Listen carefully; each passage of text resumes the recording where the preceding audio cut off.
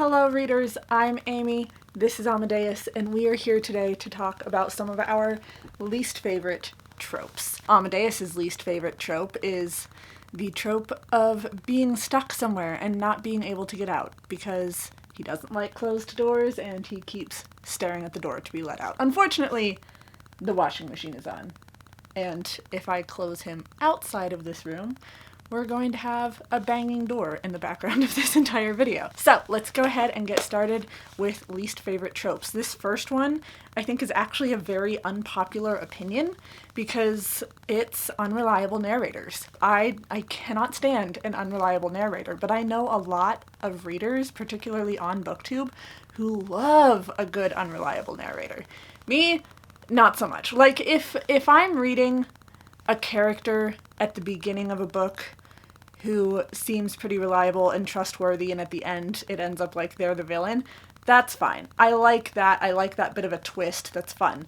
But having a character like, say, House of Leaves, where the character is pretty much going crazy because of events that are occurring throughout the book, like they can't believe themselves, much less can the reader believe them. It's that kind of over-the-top sort of unreliability that I can't stand. I consider myself a very gullible person, so I like being able to read a book and kind of figure it out myself and not be played in that way. I don't know that I'm explaining this particularly well, but let's just say I cannot stand an unreliable narrator. I don't want anything to do with them. Next one, detectives. I have talked about this so many times before on my channel, but this is the trope video, so I've got to drop it here and just say I cannot stand detective books anymore. I am reading Isaac Asimov. I'm liking those well enough.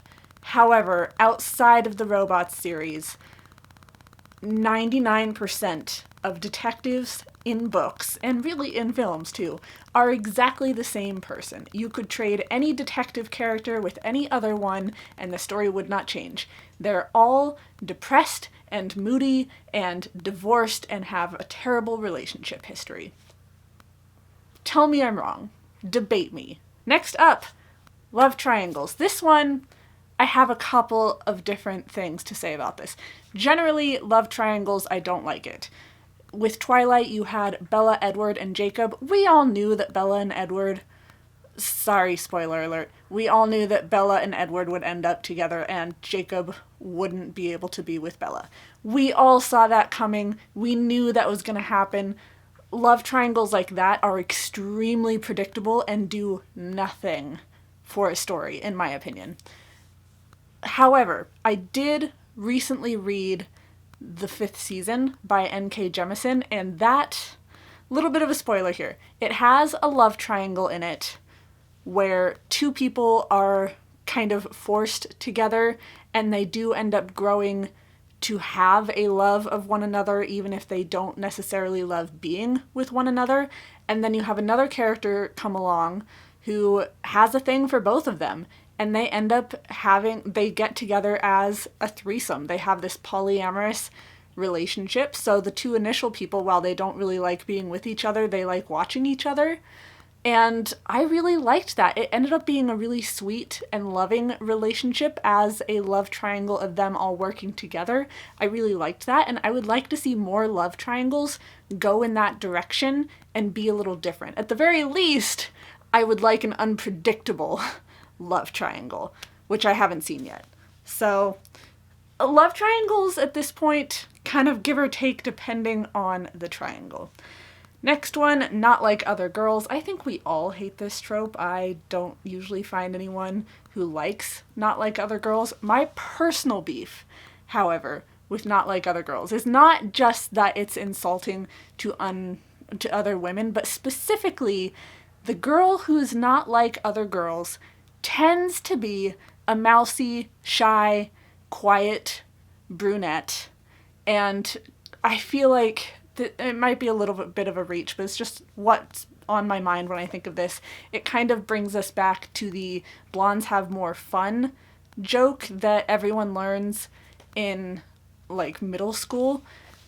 Because the girl who's not like other girls that's just the character they tend to be. They tend to be the mousy, quiet brunette.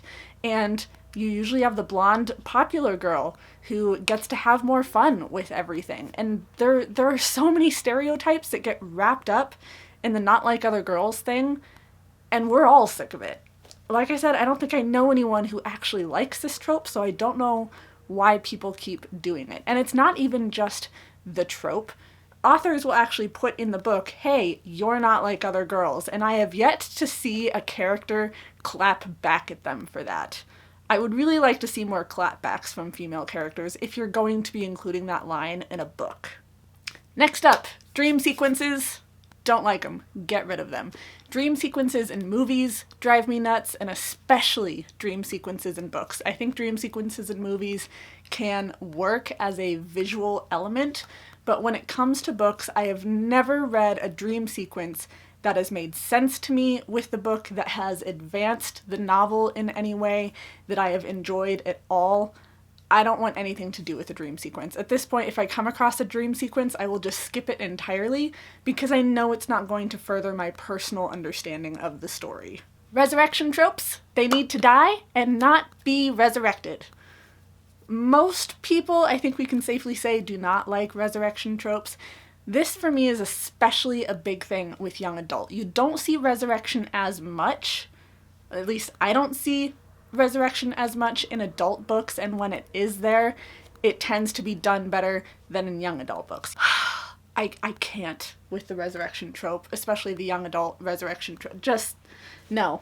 Disney movies, looking at you too. I know that character is alive. I know it. At the end there, we have the princess who's like fainted and probably dead, but actually she's really alive. No, I'm sick of it. It's predictable. It's boring. Also, resurrection just doesn't work like that. I don't know. I'm getting frustrated. Time travel. This one's a personal thing. I know a lot of people who do like time travel. I do like timelines in books, so looking at events or reading about events that have taken place at different time periods throughout a book, I do like that. But time travel on its own, I don't like. A lot of it is just because it's so inconsistent from one author to the next. Every story has kind of a different way of approaching time travel, and for the most part, I think that time travel doesn't have as many consequences as it should, or the consequences within just the one story will be kind of inconsistent from one character to another. It's just not something that I think works very well in stories at this point. If we can find a more consistent way of telling time travel stories, then maybe I'd be interested. But right now, it's just not something that I really reach for. The Queen Bee Trope. This is more of a movie thing than a book thing, but I am tired of the mean Queen Bee. I don't know if this is a one-off odd experience, but the popular girls in my life growing up in school were actually really, really nice to everyone else. I didn't really know a lot of mean girls, and if there was someone who was really mean, they were definitely lower in the high school setup words. And what specifically brought this to mind was the Dorothy Must Die series. So, little bit of a spoiler for Dorothy Must Die, nothing major. We have a Queen Bee character, and as the series goes along, there is one point where the main character ends up having to spend more time with her and get to know her better, and the Queen Bee character becomes nicer, and you get that insight and that little bit of a redemption arc for her, and I really liked seeing that. It wasn't just this person is mean just because, or this person is mean because they've been abused. No, we got so much more backstory than that, and the Queen Bee ended up being actually a really strong character and kind of having her own downfall. So with that particular series, I liked it. I just want to see more diversity in the Queen Bee trope, not just this one mean popular girl who's mean just because she can be. Let's have some more insight in that. Complex villains are way more interesting. Another trope that I really hate is the over-masculinized man. Again, I'm going to talk about the 5th season. So in that love triangle that I mentioned, there was 2 men and there was a woman. And the 2 men ended up just having such a loving, emotionally intimate relationship, and specifically one of the men in there, he was with our main character throughout the whole book. They were the ones that were kind of forced together. He wasn't this super masculine guy. Like, he was sensitive and he was emotional, and he was probably more stereotypically female, which I really liked, because not all men are going to be these aggressive, non-emoting beings. Like, they're human just like everyone else. And just that little bit in that story really made me love the book that much more, because here's a man who's not like other men, and unfortunately that's more true than not like other girls, because I think girls and women can be a little more different from each other than men can. Men, I feel like, personally tend to have a smaller box that they're pushed into. I don't know why, but over-masculinized men, let's get rid of it. Men are allowed to have emotions. They're allowed to be soft. Come on. Miscommunication trope. I hate it. Let's get rid of it. I don't know all that many people who do like a miscommunication trope. I think it can be done in an interesting way, but most miscommunication, it's like, oh my gosh, character A, character B, would you just have a conversation with one another? Like, sometimes it's a subtle little misstep, or like you've talked about it but you couldn't word it correctly, so it can be done okay, but it just tends to be such a basic miscommunication that it's not really interesting for a story to me. Then we have the cheating trope. It's a personal thing. I'm just over it. If you are unhappy in your relationship, end it. If you want to try something different, talk to your partner and maybe get permission to explore that together rather than going behind their back.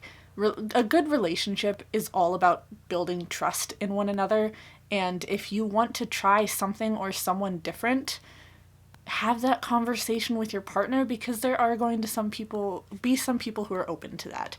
This is like a whole other conversation and a whole other video, but basically, cheating tropes, I'm over it. I don't like reading them. I don't think they're interesting. I think they're stupid, honestly.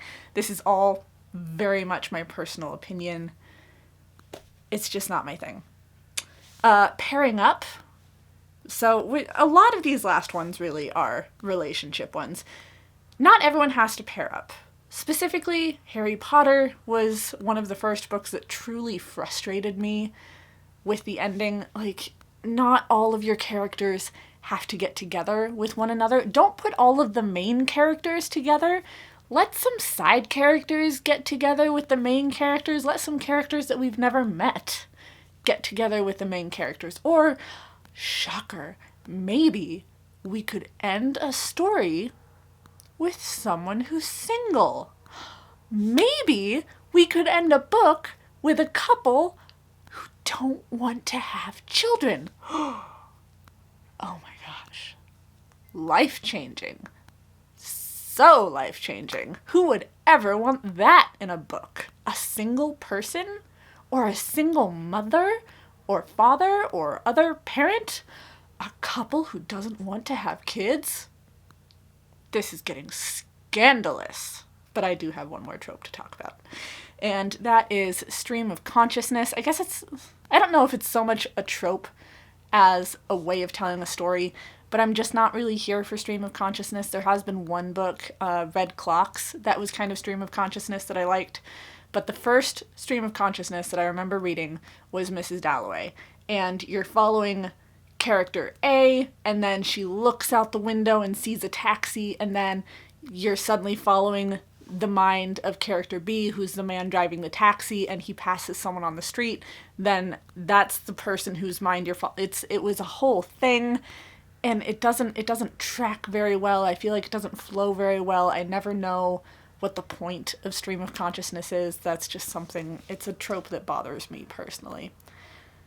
I think that is it for my long list of tropes that I hate. Talk to me down in the comments. Tell me what you think. Please like, subscribe, be my friend on social media. I will see all of you in my next video. Bye, friends.